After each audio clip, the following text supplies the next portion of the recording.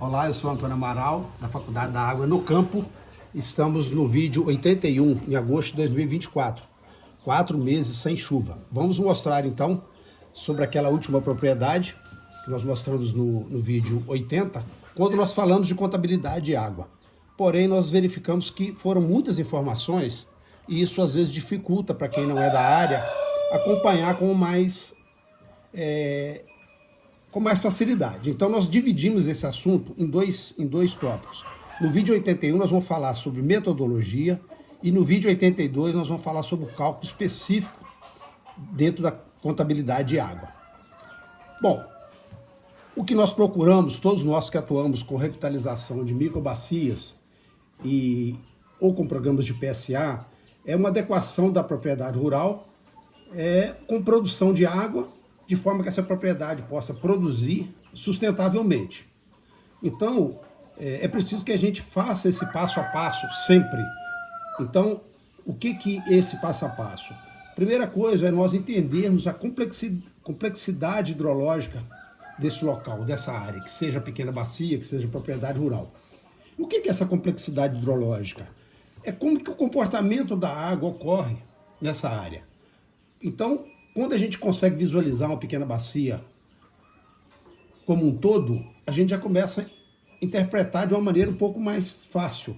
Mas quando a gente tem algumas áreas que não são facilmente visualizadas, solos com profundidades diferentes, relevo com variações, aí está o que a gente chama de complexidade hidrológica.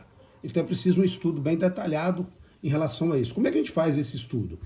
A primeira coisa é o mapeamento da área. No PSA, por exemplo, nós temos um documento que chama PIP, Planejamento Individual da Propriedade Rural. O que nós temos mostrado nesses vídeos? Que esses passo a passo desses trabalhos de campo, eles justamente ajudam na elaboração e condução de projetos de revitalização de microbacias. E o PSA, na verdade, está dentro desse contexto. E com o mapeamento, nós vamos verificar como que está o uso e o manejo dos recursos em cada área.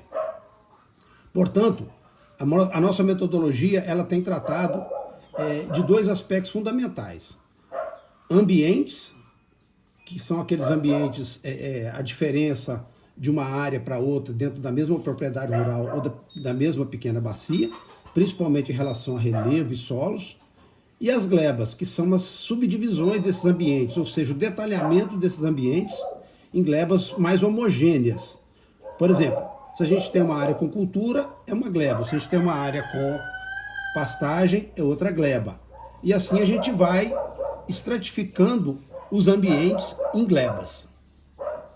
Aqui é um mapa já conhecido, nosso, da propriedade rural e da pequena bacia hidrográfica. Sempre lembrando que essa propriedade rural de 24 hectares, ela coincide com a pequena bacia hidrográfica. Então aqui nós temos os ambientes. Por exemplo, aqui nós temos um ambiente 1 nessa encosta. Aqui nós temos um ambiente 2 na outra encosta. Aqui na área plana, na área mais plana, nós chamamos de ambiente 3. E aqui também é ambiente 1, que é uma área de encosta com pastagem. Aqui em cima é uma mata, nós chamamos de ambiente 3, e aqui outra mata chamamos também de ambiente 3. Então nós somamos as áreas dos ambientes que nós chamamos de 1, 2 e 3. O que nós encontramos de resultado? Nós encontramos a seguinte situação. No ambiente 1, nós temos aproximadamente 10,75 hectares. A declividade média dessa área é de 31%. E a cobertura do solo, pastagem e área com eucalipto já colhido. Porque naquela área onde existia eucalipto, que na imagem mostra eucalipto, na verdade hoje já está sendo transformado em pastagem, que já foi colhido. E qual é o escoamento que foi medido lá naquela região, naquela propriedade, naqueles 3 anos, de 2013 a 2015? Nós conseguimos ali uma média de 9% de escoamento das chuvas que causam enxurrada. De 1.200 milímetros de chuva no ano, 600 milímetros causaram enxurrada com esse percentual de escoamento. Aqui, no ambiente 2, nós temos, que é a área plana, nós temos 4,5 hectares, 16% de declividade, portanto uma área mecanizável, com pastagem e capineira. Essa área tem um escoamento menor, por ser mais plana e com um manejo adequado para isso. Na área 3, no ambiente 3, na verdade, nós temos em torno de 9 hectares, é uma declividade bem maior, com 33%, e aqui estão as matas e alguns aspectos de edificações e a lagoa. Na verdade, esses 36%, a média é alta porque a área de lagoas e edificações é uma área muito pequena, quase insignificante, talvez 10% só dessa área total. Aqui a gente tem uma declividade, aqui a gente tem um escoamento médio de 1%, tá? Então, no total, nós temos 24 hectares, com esse cenário aí de comportamento hidrológico. Bom, a partir daí, a gente começa a falar, então, começa a perguntar sobre o que nós temos nessa propriedade de intervenções com práticas conservacionistas, o que nós temos de comportamento hidrológico, de manejo dessa propriedade rural, para a gente saber se o que nós implantamos de práticas são suficientes ou são ainda insuficientes para a gente captar e conduzir melhor toda essa água de chuva. Ou seja, nós não queremos perder água de chuva.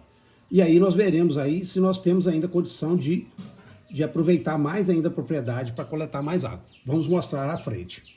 Bom, então dados da propriedade rural estudados, que neste caso é uma pequena bacia hidrográfica. Que dados nós coletamos? Dados hidrológicos de chuva, enxurrada, infiltração, evapotranspiração e outros. Uso e manejo da água por animais e por irrigação. Manejo da capineira. Todos esses dados foram coletados por nós em campo e fornecidos também pelo proprietário. E o manejo do gado. O que ele trata no coxo, o que ele gasta de água e como que esse gado se comporta nessa pastagem. E a importância dessa lagoa para a propriedade, que essa lagoa está bem próximo da nascente, conforme a gente já mostrou no vídeo anterior. Ela é uma reserva estratégica para proteção da nascente, mantendo o solo encharcado ali em volta. Então a gente mostrou que tem alguns olhos d'água em volta da lagoa.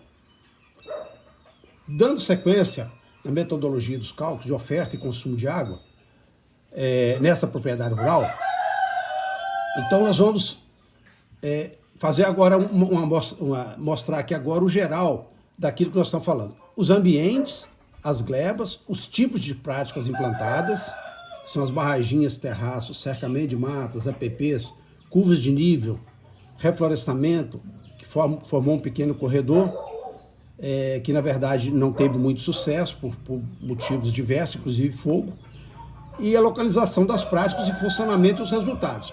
Então todos esses dados, eles fazem parte da metodologia para que a gente chegue na condição de fazer os cálculos de contabilidade de água. Então a gente apresentando os cálculos, apresentação dos cálculos, como que esses dados foram obtidos? Com monitoramento e medições desses comportamentos hidrológicos, tanto por enxurrada, chuva, infiltração e muito mais. Bom, o que nós estamos realmente fazendo na prática? Nós estamos aplicando na pequena bacia hidrográfica a visão da realidade do dia a dia de uma propriedade rural. Por isso, nós estamos voltando com mais ênfase nesses detalhes para mostrar que isso aqui é extremamente didático para quem vai fazer um trabalho desse numa outra propriedade rural ou numa outra pequena bacia. Aqui é um relevo muito comum que a gente já mostrou lá no vídeo 75, e aqui nós estamos voltando com ele, por quê? Porque nós falamos de raízes no vídeo anterior. Então, essas raízes, elas estão aqui na parte superficial do solo. Opa, voltar aqui. Essas raízes, na verdade, 80% das raízes estão aqui a 10, 15 centímetros de profundidade. Por isso que nós mostramos no vídeo anterior que com a seca prolongada já de 4 meses, muitas dessas raízes aqui não conseguem sobreviver e, portanto, a planta também não sobrevive. Então a gente tem uma degradação muito grande da pastagem. Isso aqui é só uma ilustração de como que o solo, ele é um solo profundo, e aí nele ocorre a chamada percolação. que é a velocidade de infiltração que a gente calcula para calcular o que está percolando e alimentando os lençóis, né? Então nós temos o relevo com a profundidade do solo, ambientes e glebas. Então nós estamos juntando tudo isso em análise para que a gente possa chegar nos cálculos. Aqui, falando um pouco mais de complexidade hidrológica de uma forma mais didática. A hidrologia aplicada é a relação entre todas as variações da água, no espaço, no tempo, na geografia, enfim. É o ciclo hidrológico. E o que a gente está enfatizando aqui? O ciclo hidrológico, a gente sempre lembra que é um ciclo universal da água. Evapora, transpira, chove. E, na verdade, aqui numa pequena bacia hidrográfica, o que a gente tem procurado mostrar? Que a gente consegue ter um controle razoável de parte desse ciclo hidrológico dentro da pequena bacia hidrográfica, porque a gente pode controlar a infiltração de água e a percolação. Esse é o grande detalhe. Quanto maiores as irregularidades dos comportamentos da pequena bacia, conforme eu disse, maior a complexidade hidrológica, né? Por exemplo, numa área de contribuição de uma barraginha, ela pode possuir variações de declividades, de tipo de solo, de compactação, de cobertura vegetal do solo. Nessa propriedade, inclusive, a gente tem essas variações que são mostradas aqui. E a interpretação dos ambientes das glebas, a evapotranspiração e a evaporação, ou seja, a evapotranspiração é a evaporação e a transpiração. Aqui nós estamos trabalhando com a evaporação na faixa de 15 centímetros de profundidade, onde a gente encontrou sistemas radiculares significativos. E a transpiração é o que a gente já disse, que é uma situação onde a gente não controla diretamente, né? Isso é considerando toda a variação do relevo, né? De encosta até baixada. Aqui a gente mostra exatamente, cada polígono desse é a área de contribuição de uma barraginha ou de um terraço. Por exemplo, aqui nós temos aqui, ó, essa área aqui, por exemplo. Ó, aqui nós temos uma área mais plana, aqui uma área mais inclinada, com a cobertura vegetal diferente. Aqui, ó, olha só a diferença.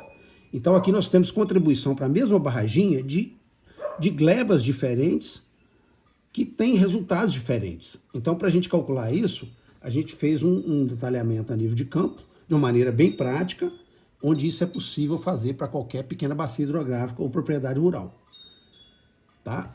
Na verdade, a gente tem uma complexidade hidrológica, mas a gente procura trabalhar de uma maneira bem prática, respeitando os parâmetros técnicos básicos.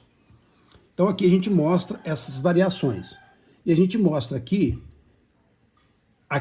nesse slide, que a gente falou lá atrás que se essa propriedade, a gente perguntou, essa propriedade pode produzir mais água? Pode coletar mais água de chuva? Pode, ó.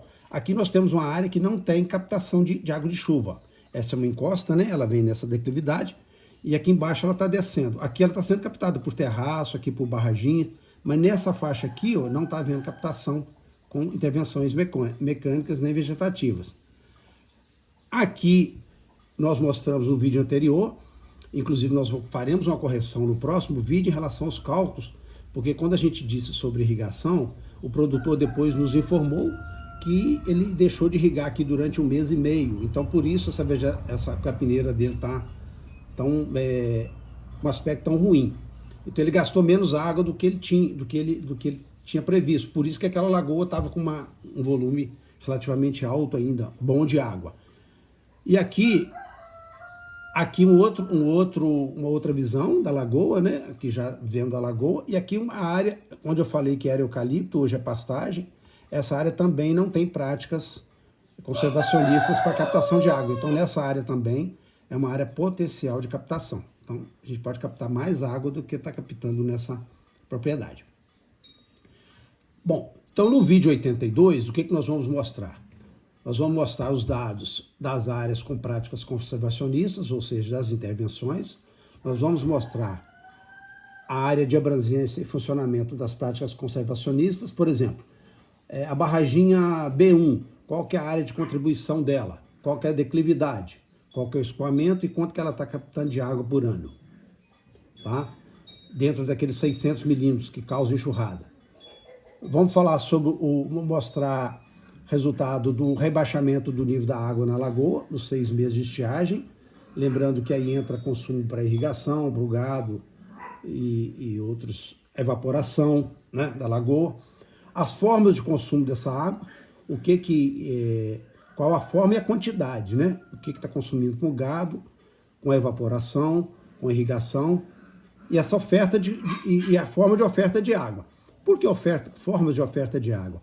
Que nós temos ali basicamente 2 ofertas de água naquela pequena bacia. Nós temos a nascente, que ainda tem uma vazão baixa, mas está presente ali, fornecendo água para a lagoa. E nós temos nas encostas, nas áreas de importância de infiltração de chuva, nós temos ali a água que infiltrou naquelas barraginhas, naqueles terraços, lá em dezembro, janeiro, fevereiro, e que agora estão dentro do solo, saindo no lençol para contribuir para essa nascente e para essa lagoa.